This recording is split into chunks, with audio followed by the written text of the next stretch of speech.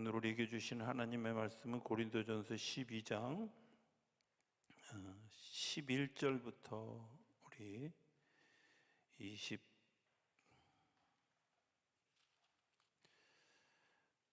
28절까지 제가 같이 읽겠습니다.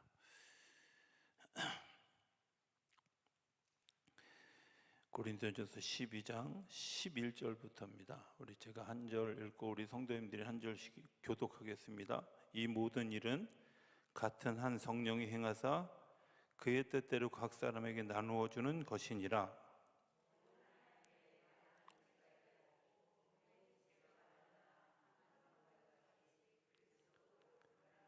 우리가 유대인이나 헬라인이나 종이나 자유인이나 다 한 성령으로 세례를 받아 한 몸이 되었고 또 다 한 성령을 마시게 하셨느니라. 만일 발이 이르되 나는 손이 아니니 몸에 붙어 있지 아니하였다 할지라도 이로써 몸에 붙지 아니한 것이 아니요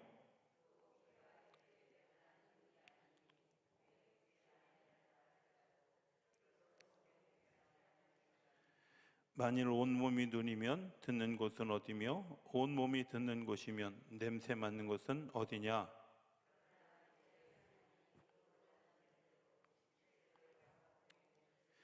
만일 다 한 지체뿐이면 몸은 어디냐?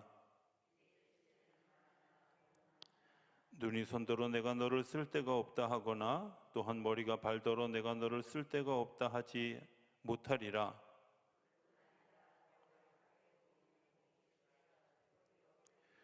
우리가 몸에 덜 귀히 여기는 그것들을 더욱 귀한 것들로 입혀주며 우리 아름답지 못한 지체는 더욱 아름다운 것을 얻느니라. 그런즉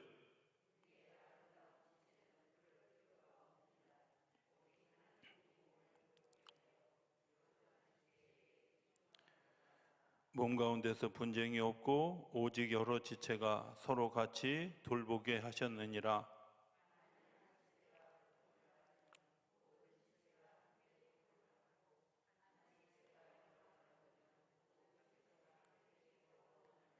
너희는 그리스도의 몸이요 지체의 각 부모니라.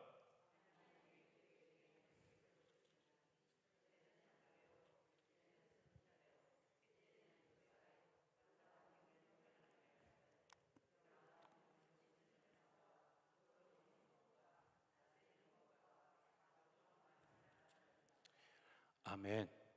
할렐루야. 하나님 살아계십니다.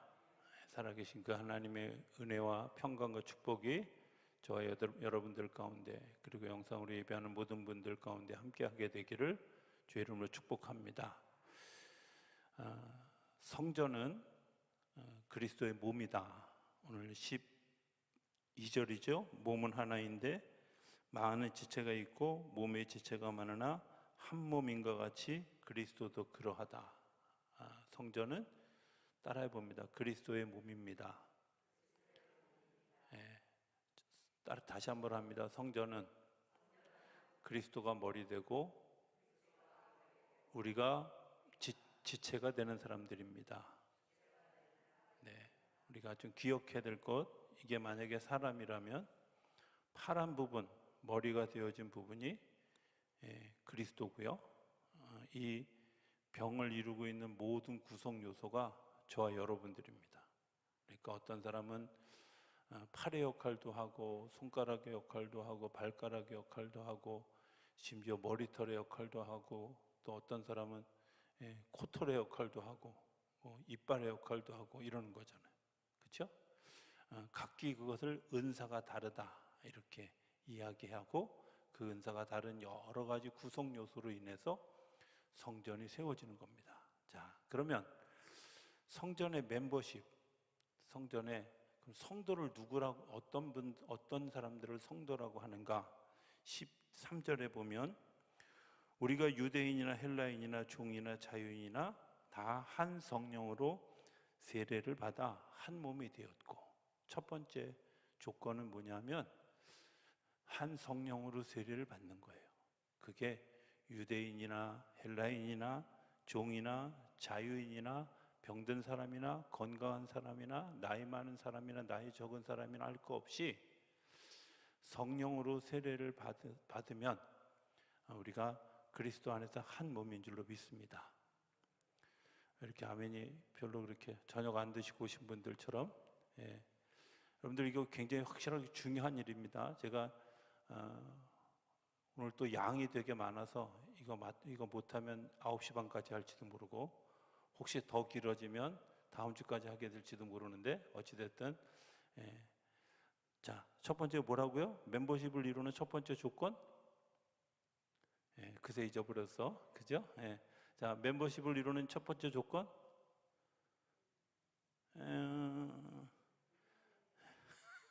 어떡하자는겨?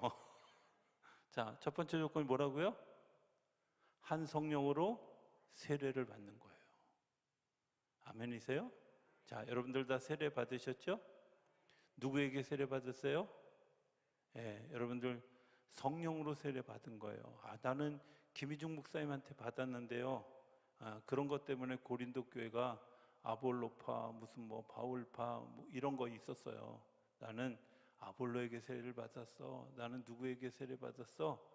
그렇게 이야기하는데 준 사람은 그 사람들이 그 일을 대행했지만 그 일을 행하신 분은 누구라고요? 성령님이 행하신. 그렇죠? 성령님이 행하신 거. 자, 여러분들 모두가 다 성령으로 세례를 받으셨죠? 그래서 성령으로 세례 받고 난 다음에 교회 입교식까지 같이 하나요. 이제 이분이 우리 교회에, 우리 작전동 교회에 등록 회원이, 그리고 이제 그 회원이 되어졌습니다라고 신고하는 입교식을 하는 거예요. 입교인이 되었습니다. 그리고 우리 이제 통계표 같은 데 보면 원입인, 그리고 세례인, 그리고 세례 입교인 이렇게 써 있어요. 입교인 이렇게 써 있는데, 입교인이 뭐냐? 나이가 만 16세를 지나서 세례 받고 교회 멤버십에 들어온 사람들. 그러니까 성령 받고 그 성령으로 세례를 받은 사람들이 다 교회 멤버십을 이루는 거예요. 자, 여러분들은 다 세례 받으셨죠? 한번 안 받으신 분 한번 손 들어 보시겠어요? 없죠? 다 세례 받은 여러분들 입교인입니다. 자, 구성 요소는 됐어요? 자, 두 번째. 세례를 받아 한 몸이 되었고 또 다 한 성령을 마시게 하셨느니라. 한 성령을 마신다. 이 말은 무슨 말이냐면 성령님에 의해서 인도되어진다는 거예요. 우리가 신앙생활 하는 거, 교회 안에 우리가 이제 한 몸이 되어져서 다 같이 되어졌잖아요. 그런데 이것을 이끄는 굉장히 중요한 주체가 뭐냐? 성령님이에요. 표정들이 좀 약간 심각해지죠. 아닌데요, 제 마음대로 해야 되는데요. 그거는 성전으로서의 자기 역할이 아니에요. 굉장히 아름다운 이야기들을 이렇게 제가 들었어요. 우리 가까운 데 있는 온누리 교회가 이제 내년에 그 정 목사님이 아마 은퇴하시나 보죠. 그 은퇴하기 전에 이제 우리 교회가 전에 원영만 목사님 오셨던 것처럼 부목사님 미리 오셔서 1년 동안 같이 동역하다가 내년에 이제 담임 목사가 되는 분을 초청하기 위해서 이미 작년부터 오랫동안 이제 같이 기도해 왔다는 거예요. 그래서 담임 목사님이, 정 목사님이 우리 교회 출신 부목사님들 중에 했으면 좋겠다. 그래서 5명의 명단을 장로님들한테 드렸대요. 그리고 거기서 3명을 추렸고 이제 다시 3명에서 2명을 추려서 이제 최종 결정을 하는 데까지 한 달여간이 남아 있는데, 그 3명에서 2명을 추리는 시간에 모여서 기획위원들이 뭐라고 얘기했냐면 그냥 그러지 말고 오늘 정합시다. 이렇게 얘기가 된 거예요. 제가 밖에서 듣기로는 목사님이 원하는 분과 또 장로님들이 원하는 분이 좀 차이가 있었던 것 같아요. 그런데 그런 얘기가 오고 가면서 그래서 무슨 일을 했냐면 지금부터 우리가 2시간 동안 아무하고도 통화하지 말고, 아무하고도 얘기하지 말고, 성전에 가서 기도하든 뭐 작은 성전에 어느 곳에 가서 기도하든 상관하지 않고 기회교인들이 다 흩어져서 2시간 동안 기도하고 오자. 그리고 정말 모든 분이 그 목사님 말에 순종해서 다 기도하고, 그리고 투표했는데 정말 자기들도 놀랄 만큼 한 곳으로 마음이 모아졌고, 그래서 그 부목사님이 3월 달에 부임하시게 됐어요. 표정들을 보니까 못 들은 얘기 같아요. 나는 이런 은혜스러운 얘기는 왜 안 퍼지는지 몰라. 맨 교회가 싸우고 갈등하는 얘기는 온 동네가 다 아는데 왜 이런 아름다운 얘기는 왜 사람들이 안 듣는지 모르겠어요. 생각해 보세요. 충분히 갈등의 요소가 있고 결정이 되어졌어도 굉장히 힘든 일들, 그리고 그 일들이 정말 나중에 끊임없이 갈등의 요소가 남아있을 수 있는데도 불구하고 그 일을 위해서 모든 사람이 성령의 인도하심을 따라 기도하고, 그리고 그 결정에 대해서 모두가 아멘 한 일이 이루어졌다는 거예요. 이런 일을 가장 잘하는 교회가 유기성 목사님 있는 선한목자교회인데요, 이 선한목자교회는 2주 전부터, 기획위원회 하기 2주 전부터 장로님들이 기도하는 거예요. 기도하지 않으면 아예 오지 말라 그런데, 기도하고 기도한 이야기를 가지고 서로 나누는데 놀랄 만큼 서로의 비전이 같은 거예요. 왜? 성령께서 이끌어 가시기 때문에 그래요. 저는 교회가 잡음이 많이 일어나는 가장 커다란 이유가 뭐라고 생각하냐면 간단해요. 성령께서 우리를 이끌고 가시지 않기 때문이에요. 바꿔 말하면 내가 성령의 인도하심에 대해서 민감하지도 않고 듣지도 않고 내 소리, 내 생각을 자꾸 이야기하는 거예요. 굉장히 중요한 일이잖아요. 그 일을 위해서 기도하는 일. 그리고 그 기도한 일들이 이루어지면 각기 다른 사람들에게 하나님이 같은 마음을 주시는 거예요. 지금은 제가 시기상조지만 한 3년쯤 지나서 제가 그때도 여전히 기도한다는 전제로 기도한 거에 대한 응답이 아니면 임원회든 기획위원회든 말하지 말라 그러고 싶어. 그런 날이 곧 가까이 오게 되기를 저는 기도합니다. 여러분들 정말 중요한 일이잖아요. 교회가 평안한 가운데 든든히 서가는 가장 중요한 일은요, 내 생각을 이야기하는 게 아니라 하나님이 어떤 비전을 우리에게 성령님을 통해서 주시는지를 듣는 거예요. 선한목자교회는 참 좋겠습니다. 좋은 목사님 때문에. 아니에요. 물론 좋은 목사님이죠. 기도하시는 분이고 그 기도하는 것들을 가지고 리더십을 가져가는 좋은 목사님이에요. 그런데 그 좋은 목사님 뒤에 같이 가는 사람들이 있는데 기도하는 기획위원들이 있다는 거예요. 기도하는 사람들이 있다는 거예요. 그래서 성령의 인도하심을 따라 성령께서 우리에게 주는 확신을 가지고 믿음으로 건강하게 서가는 거예요. 참 신앙생활이 재밌다라고 느껴졌던 건, 저는 제가 고향이 서울인데도 불구하고 횡성이 제2의 고향처럼 여겨지는 가장 커다란 이유는 저는 그곳에서 정말 많은 신비스러운 일들을 경험했는데, 금요일날 우리 같이 이렇게 기도하고 여기저기서 다 흩어져서 기도하는데, 토요일날 그 기도하는 몇몇 분들이 모여가지고 어제 내 밤에 기도하는데 하나님이 어떤 사람에게 좀 그를 도움는 마음을 주셨어.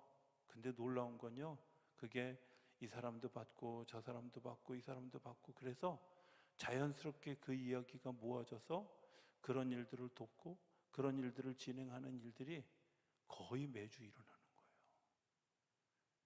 재밌을 것 같지 않아요? 정말 놀라워요. 아니 어떻게 각자 각기 다른 기도했는데 왜? 한 성령님이 우리 안에 부어주시는 은혜가 있기 때문에 그래요. 오늘 13절은 그렇게 얘기하는, 또 다 한 성령을 마시게 하셨다는 거예요. 교회 멤버십에 철저한 구성 두 가지. 하나는 성령으로 세례를 받고, 그리고 성령의 인도하심을 따라 걸어갈 때 하나님께서 주시는 거룩한 성전의 역할을 하게 하시는 줄로 믿습니다. 자, 두 번째, 오늘 성경은 이렇게 얘기합니다. 몸은 한 지체뿐만 아니라 여럿이니. 여러분들 이 말이 되게 웃기지 않습니까? 몸은 한 지체인데 여럿이에요. 야, 이거 도대체 무슨 말일까? 저 이렇게 이해가 안 되는 말을 뭐라고 얘기하냐면 신비다, 이렇게 얘기해요. 신비다. 믿음이라는 것은 신비예요. 잘 좀 들으셨으면 좋겠어요. 가장 보편적인 사랑은 뭐냐면 에로스적인 사랑이에요. 주고받는 사랑이에요. 그렇죠? 예. 어느 날 어떤 사람이 좀 불편한 얼굴을 하고 있길래 왜 그렇게 불편한가? 그랬더니 나는 이 사람에게 열을 줬는데 저 사람은 치사하게 나한테 안 줘. 이런 것 때문에 또 삐지더라고. 여기는 그냥 보편적 사랑이에요. 내가 준 만큼 저 사람도 나에게 받아야 된다. 이거는 모든 사람이 다 하는 사랑이에요. 그런데 내가 누군가를 존경하고 싶은 마음이 있고 그 존경하는 마음을 가지고 살아가는 일은 좀 차원이 다른 문제예요. 그분이 나에게 어떤 걸 허락하지 않아도, 어떤 걸 주지 않아도 나는 그분의 삶에 대해서 존경하는 거죠. 어느 해인가 한 20여 년 된 것 같은데요, 신문 칼럼에 이렇게 요즘에 아이들에게서 존경하는 사람이 누구냐라고 물어보면 아무도 존경하는 사람이 없다라고 이야기하는 그런 일들이 안타깝다고 어떤 칼럼에 썼던 것을 기억해요. 그런데 사회가 굉장히 이기적이고 굉장히 퀄리티가 낮은 사회라는 사실을 얘기하는 거예요. 퀄리티가 높은 사회, 한 단계 업그레이드된 사회의 특징은 뭐냐? 존경하는 사람이 있는 거예요. 여러분들 마음에 정말 존경하는 사람이 있습니까? 그렇다면 여러분들 한 단계 업그레이드 되어진 분들인 줄로 믿습니다. 그런데 그게 아니고 나는 여전히 저 사람이 나에게 준 만큼 나도 줘야 돼. 여러분들 이런 마음을 가지고 있다면 나는 잘못된 게 아니라 조금 더 낮은 차원의, 믿음하고는 좀 거리가 있는 그런 차원의 삶을 살아가고 있다고 생각합니다. 세 번째, 또 다른 단계의 사랑은 뭐냐? 그건 부모가 자녀에게 주는 사랑이에요. 부모가 자녀에게 주는 사랑을 베풀 때 네가 나에게, 내가 이만큼 해줬으니까 네가 나한테 줘야 돼? 이런 거 아니잖아요. 그냥 숙명처럼, 사명처럼 그렇게 하는 거잖아요. 여기서부터 뭐가 필요하냐면 믿음이라는 게 필요해요. 그렇죠? 마치 논에 씨를 뿌리고 밭에 씨를 뿌릴 때 이 씨가 거두어지든 안 거두어지든 열매를 맺든 못 맺든 간에 내가 최선을 다하겠다는 것, 그건 봄에 뿌린 씨가 가을에 어떤 열매를 맺든 상관없이 맺게 하실 하나님을 기대하시면서 내가 뿌리는 거예요. 저는 요즘 세대가 아이를 낳지 않으려고 하는 세대인 것을 보고 너무 가슴 아프고 힘이 들어요. 굉장히 어려운 시간들을 살아가고 있습니다. 왜? 굉장히 퀄리티가 낮은 사랑의 시대를 살아가고 있는 거예요. 내가 자녀를 위해서 헌신할 마음이 없는 거예요. 사랑할 마음이 없는 거예요. 그들의 짐을 내가 대신 짊어지고 그들을 돕고 그들을 세우고 하는 그럴 마음이 없는 거예요. 그러니까 교회 안에도 양육하고 그리고 세워가는 그런 일들에 대해서 관심 없어요. 그저 그냥 내가 편하게 신앙생활하면 좋겠다, 이런 생각 정도에 머물러 있는 거죠. 내가 무언가를 공급해서 이 공급한 것 때문에 싹이 나고 그리고 잎이 나고 꽃이 피고 열매 맺는 일들이 일어났으면 좋겠다, 이런 기대가 없는 거잖아요. 더 높은 차원의 그런 믿음의 차원의 높은 차원의 기도는 뭐냐? 하나님이 우리를 사랑하신 것 같이 내가 그 삶의 자리에 내려가서 그들을 이끌어 올려 그들의 영혼을 살리려고 하는 그런 마음이 있는 것, 이게 그 놀라운 은혜의 자리, 그런 거죠. 이 신비예요, 신비. 자, 이런 신비를 가기 위해서 오늘 본문은 세 가지를 이야기하는데, 첫 번째는 이렇게 얘기합니다. 소속이 네가 어디냐? 여러분들 소속이 내가 어디예요? 교회는 그리스도의 몸이에요. 여러분들은 주님의 지휘권 안에, 주님의 통제 아래, 주님의 주권 아래 있는 것을 기억하실 수 있게 되길 바랍니다. 내 주권이 아니라 주님의 주권 안에 있는 거예요. 주님의 주권 안에. 하나님이 하시는 일과 사람이 하는 일과 명백하게 다른 것 하나가 있는데, 그게 뭐냐면 하나님이 하시는 일은 사람을 살리기 위해서 일하신다는 거예요. 살리기 위해서 일하신다는 거예요. 어두운 곳이 있다? 그러면 하나님이 밝게 하기 위해서 하나님의 빛을 동원하시고요. 생명력이 없다? 그럼 하나님의 그 생기를 발하여서 생명력을 살려가게 하는 일들을 하나님이 하시는 거예요. 그러니까 교회는 어떤 일들을 하는 사람들을 세워야 되냐면, 이 사회가 미처 보지 못하는 대안이 뭔지를 찾아내는 일들을 하는 것이 교회예요. 그걸 하나님이 영감을 주시는 거예요.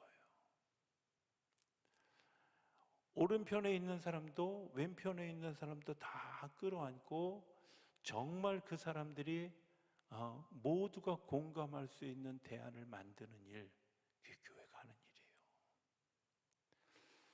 우리 한국 교회사를 보면 아펜젤러 언더우드 선교사가 들어와서 그들이 했던 일들이 뭐예요?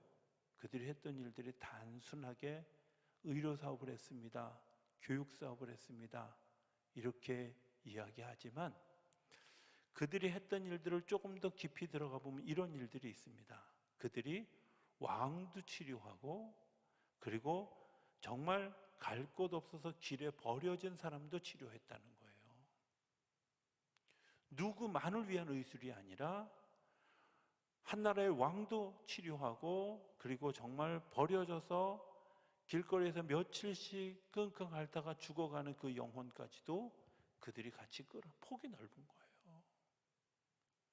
이 사람은 왕이니까 치료받아야 되고, 이 사람은 버려진 사람이니까 치료받아야 되고, 받지 말아야 되고, 이런 것도 아니고요. 이 사람은 버려진 사람이니까 치료하고, 왕은 지죽음 알아서 살아, 이렇게 얘기하는 것도 아니에요. 예수 믿는 사람들의 정말 중요한 정신은 뭐냐? 폭이 넓은 거예요. 오른편도 왼편도 수용할 수 있는 넉넉한 은혜가 일어나야 되리라고 생각이 되어집니다. 여러분들, 그게 우리가 가지고 있는 마음이잖아요. 하나님은 하나님의 교회를 살리기 위해서 끊임없이 대가를 치르셨어요. 제가 한번 어떤 분이 페이스북에 습관적으로 교회 막, 우리 감리교회가 막 어려울 때, 막 소송 겪고 막 이렇게 어려울 때 습관적으로 이분이 페이스북에 그렇게 썼어요. 아휴, 우리 감리교회 망해야 돼. 제가 어느 날 연애 주소록 찾아가지고 제가 전화했어요. 다행히 목사님이 저랑 연배가 비슷했는데 제가 노골적으로 대놓고 그랬어요. 목사님, 죄송하지만 너무 무책임한 얘기 아닙니까? 하나님이 나를 교회 안에 속하게 하셨다면, 교회 안에 속해 있는 내가, 생명체인 내가 교회를 살리는 일에 대안을 만들기 위해서 내가 기도하고, 그리고 견뎌가야지, 망해버려야지, 이런 말을 함부로 하면 안 되는 거 아니겠어요? 여러분들, 이런 생각을 한번 해보십시오. 저는 제가 언젠가도 얘기했지만 정말 이 작전동에서 계산동으로 가는 길에 제가 아주 시험 들게 했던 그런 그 건물 하나가 있어요. 지금 있는지 없는지 잘 모릅니다만 아마 작전동 시장 안에 있었던 그 골목길이에요. 밑에 이 지하층이 다방이었고 1층이 식당이고 2, 3층이 여관이고요, 4층이 교회가 있었어요. 뭐야 저게? 이런 생각이 들었어. 교회 가려면 여관을 지나서 교회를 올라가야 돼. 그런 건물이 있었어요. 야, 저게 무슨 교회가 대안이야? 교회가 어떻게 세상을 살릴 수 있어? 저게 뭐 장사하는 거지? 이런, 제가 젊은 시절에 이런 마음이 되게 나요. 등촌동에 가니까 건물 쌍둥이처럼 두 개 똑같이 생긴 건물 안에 교회가 6개가 있었어요. 3층짜리 건물에. 저게 뭐야 도대체? 이게 뭐 하는 짓이야? 이런 마음이 들어서 목사할 사람들 많은데 굳이 나까지 나는 그러고 싶은 마음 없어. 그래서 하지 않으려고 교회 비판하는 자리에 늘 섰었어요. 그런데 하나님이 어느 날 저한테 아주 강하게 주셨던 영감 뭐였냐면, 네가 교회를 좀 살리는데 사용되어 보면 안 돼? 이렇게 부르셨던 거예요. 비판하는 건 아무나 해. 누구나 할 수 있어. 비판하고 비난하는 건 누구든지 할 수 있어. 그러나 그것을 대안을 제시하고 그것을 이루어가기 위해서 네가 견뎌가고 하나님의 지혜를 구하고 하나님의 역사를 믿음으로 심는 일은 그건 누군가가 해야 되는 일인데 네가 좀 해주면 안 되겠냐고 물으시는 그 뜨거운 물음이 제가 다가왔고, 그래서 제가 목회를 시작하겠습니다. 목회 다시 하겠습니다 하고 결정하고 신학교 입학한 지 13년 만에 졸업하면서 제가 목회하겠다고 결심하고 돌아섰어요. 오늘 내가 교회를 살리려고 하는 행동을 하고 있는지, 교회를 살리려고 하는 마음을 품고 있는지, 교회를 살리려고 기도하고 있는지 한번 질문해 봐야 돼요. 교회 다니다가 실망했어, 뭐 포기하고 교회 밖으로 나가는 일은 얼마든지 할 수 있어요. 여러분들 참 내가 죽기 직전에 가서 해도 괜찮아요. 그런데 적어도 내 일생을 걸면서 내가 정말 하나님의 교회를, 하나님의 신비한 교회를 정말 살려보겠다고 하는 그런 믿음을 가지고 여러분들이 그 자리에 서면 하나님이 그 일들을 이겨가게 하시죠. 이겨가게 하시는 것뿐만 아니라 생명 있는 일들을 만들어가게 하시는 거 아니겠어요? 망했다고 선포하는 일은요, 얼마든지 끝에 가서 해도 돼요. 하나님이 우리에게 교회 안에 있게 하신 것은 이 교회를 살리려는 책임을 주신 거예요. 내가 정말 이 교회를 살리려는 마음을 가지고 하나님의 그 마음을 가지고 내가 헌신하고 있다면 여러분들 잘 아시는 겁니다. 격려받고 축복받고, 그것 때문에 고난을 받고 있다면 더 잘하는 겁니다. 왜? 그 고난이 없으면 그런 열매가 없어요. 한국교회가 6.25와 일제시대를 경험하고 나서 정말 비참하게 되어졌을 때 많은 교회들이 1950년대에 고아원과 양로원을 세웠어요. 그래서 전쟁으로 고아가 되어진 사람들, 전쟁으로 과부가 되어진 사람들을 교회가 섬겼어요. 장로교회의 대표적인 교회인 영락교회는 그 교회가 움직이고 있는 사회시설이 99개예요.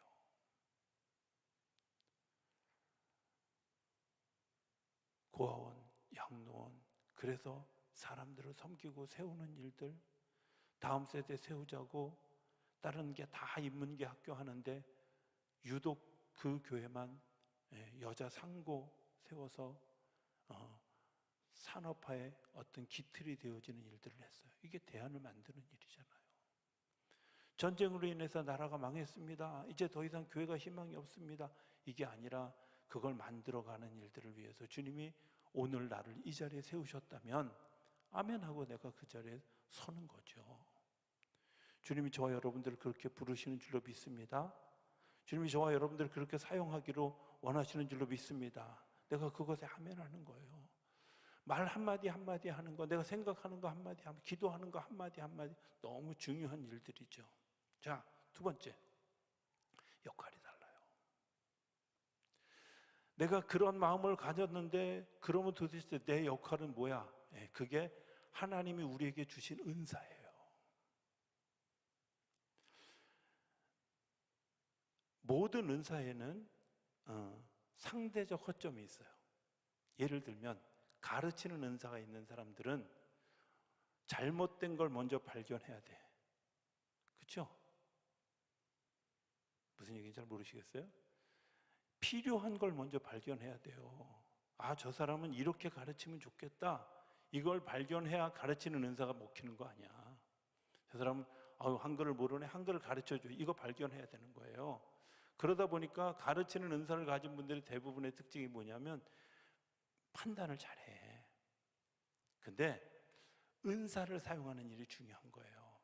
그래서 그 사람에게 잘 가르치기 위해서 그 판단을 유보하고 그 사람이 어느 정도의까지 자리에 자라갈 수 있도록 돕고 섬기는 일들을 위해서 하나님이 우리에게 은사를 주셨어요. 섬기는 은사의 특징이 뭐냐면요, 불편한 사람들을 너무 잘 발견해요. 야, 저게 어렵다. 근데 그거 비판만 하면 그건 은사가 아니야. 그것을 가서 내 몸을 지탱해서 도와주고 일으켜 세워주고 이런 일들을 하는 게 그게 은사예요. 어떤 사람이 잘 이렇게 막 사태를 분별하지 못하는 사람이 있어요. 예, 그런 사람이 있으면 그런 사람들을 이렇게 잘 돕는 역할을, 예, 그리고 지혜자가 되어주는, 그 사람에게 잘 어드바이스 해주고 기분 나쁘지 않게 또 마음 상하지 않게 어드바이스 해주는 일을 잘 하는 일들을 위해서 하나님이 지혜의 은사를 주시고 지식의 은사를 주시는 거예요. 지식의 말씀의 은사라고 하는 은사가 있는데, 이 은사는 대부분 그 사람이 지금 무엇이 기도가 필요한지를 하나님이 알게 하시는 은사예요. 굉장히 깊은 은사죠. 근데 저 사람이 어떤 상황 가운데 있어, 이런 걸 아는 것 가지고 판단하라고 준 게 아니라 그 사람이 그것을 위해서 중보하고 기도해 주라고, 기도하면서 잘 섬기라고. 그래서 지식의 말씀에 은사가 있는 분이 따라가는 은사가 있는데, 그게 뭐냐면 중보하는, 기도하는 은사예요. 아픈 사람들을 돌보는 은사예요.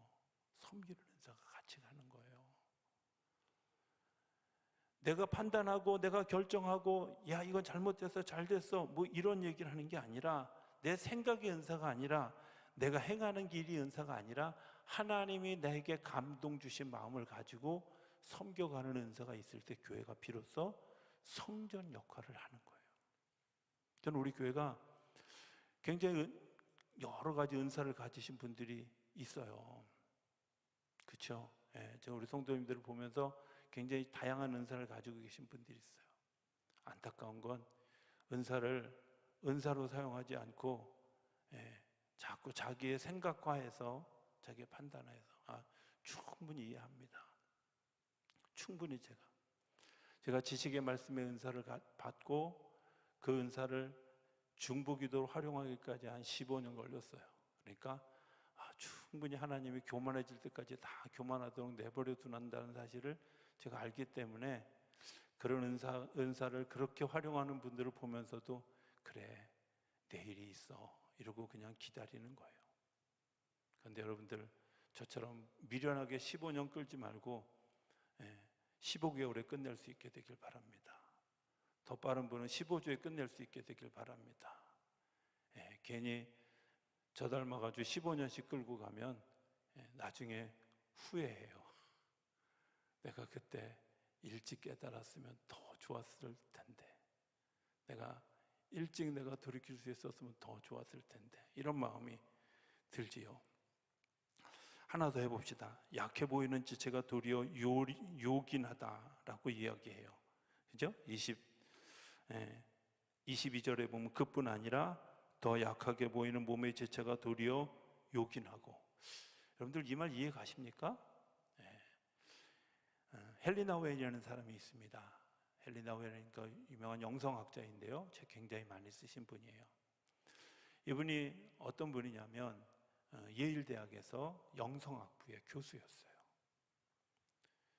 예일 대학이 어떤 대학인지는 아시죠? 설명 안 해도 되겠죠? 미국에서 제 세 손가락 안에 드는 정말 좋은 그런 학교예요. 그런데 그런 학교의 교수가 되어졌다는 건 어쩌면 자기 이력서상의 굉장한 영예일 거예요. 그런데 어느 날 그가 테네브레이크 공동체라고 하는 공동체에서 와주셨으면 하는 요청을 받고 고민하기 시작해요. 왜 그랬냐면 자기가 10년 넘게 예일대학에서 가르치면서 자기 마음속에 남겨져 있는 공허함이 있었던 거야. 이 공허함 때문에 힘들었던 시절에 테네브레이크 공동체에서 요청을 왔는데 그 요청 중에 첫 번째 일이 뭐였냐면 아담이라고 하는 자기 혼자로는 아무것도 할 수 없는 정신지체 아이 하나를 돌보는 일이에요. 4살짜리. 24시간 붙어 있어야 되고 그와 같이 생활하다시피 해야 되고 정신지체 아이가 막 화도 내고 짜증도 내고 밥그릇도 없고 하는 일들을 돌보는 일이 그에게 주어진 첫 번째 과제였어요.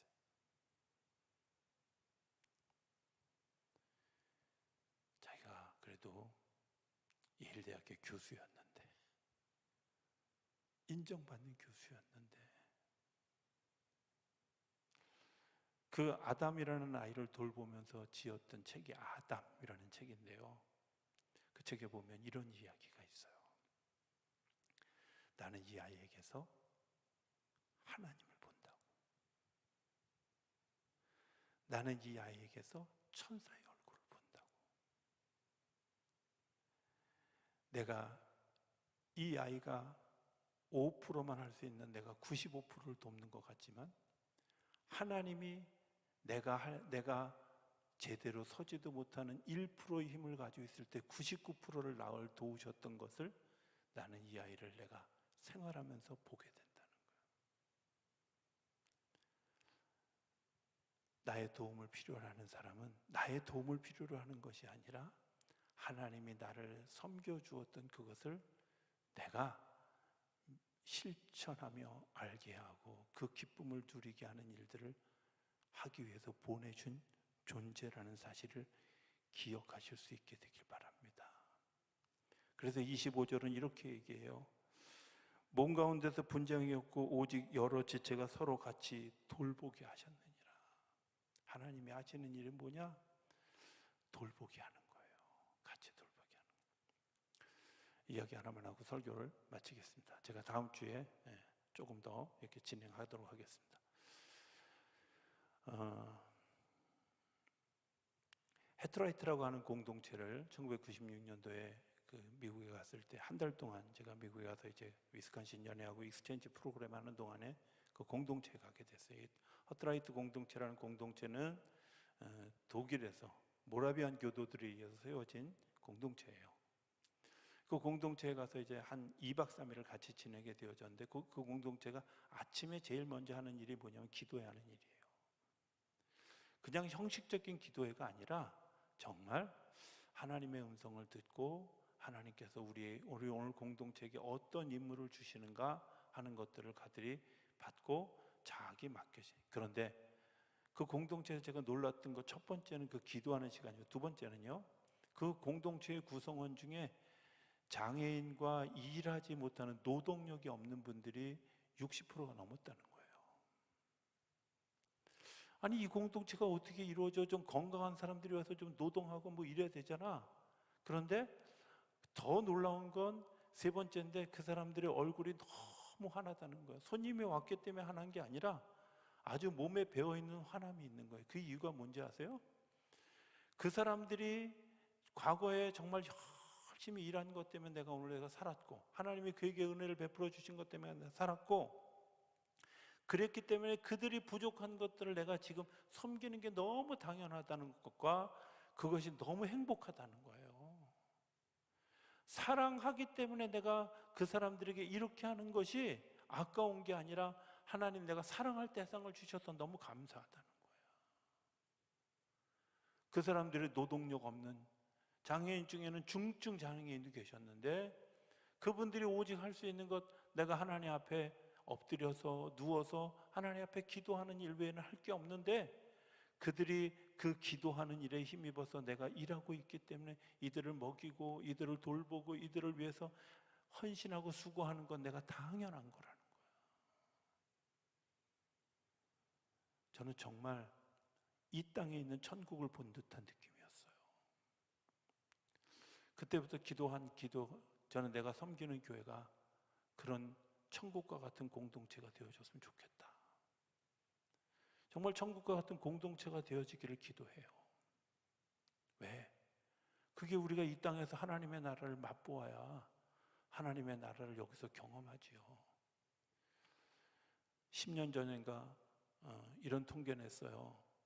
국민일보에선가 조사했는데요. 목사님들 중에 천국과 지옥이 있다는 것을 믿는다는 분이 58%인가 그랬고요. 장로님들 중에는 48%였어요. 별로 안 심각하시나요? 굉장히 심각한 일이잖아요.